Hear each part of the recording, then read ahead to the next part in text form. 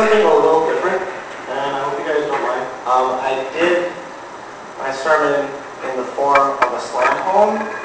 Slam poetry is poetry that's meant to be performed and heard as opposed to read on a page. I hope you guys like it, and if you don't, then I guess that's okay too. Home. A place of peace, place of comfort, place of persistent warmth and welcome.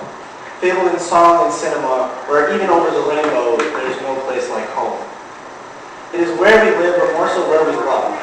The soldier overseas dreams of home, but so does the wife waiting at the door with yellow ribbons on every oak in town, anticipating someone to come and rip them down because they can't distance the war from the warrior. Both the lover and the beloved are missing their home without the other's face, so how can home be a place? Let's stop, rewind 3,000 years to a time when God still talked to his people and his people listened. A shepherd boy is named King and moves into his new path that even Trump would gawk at. He turned to his man and said, "Yo, dog! I'm sitting here in my suite and the holy box is camping in the yard? That ain't right, man!" And his man turned to him and said, "Word." But the big man upstairs came down and said, "Slow down, take a step back. Why didn't you ask me?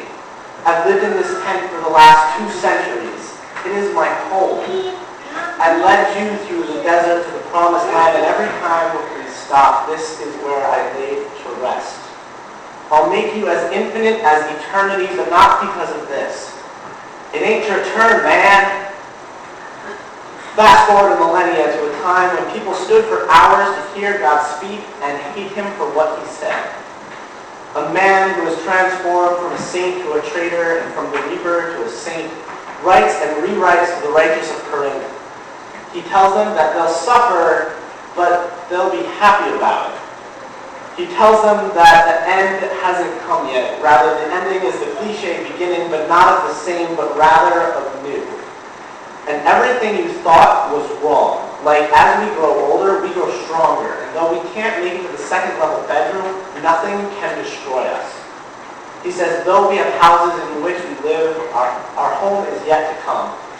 These are just tents that present shelter until we make it to a home that no man built.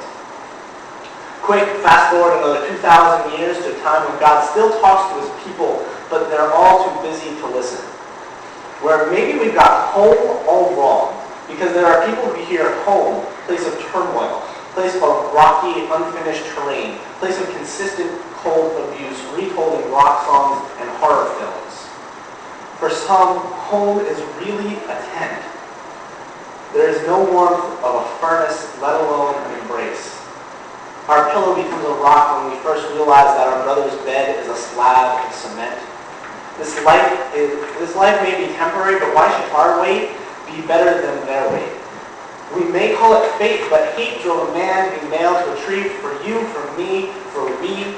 Suddenly, pocket change slips through our hands so fast that we don't even hear the clink as we ask them if they want to grab some lunch. And suddenly, they are home, at least for those 30 minutes. And our sense of home is no more permanent than theirs.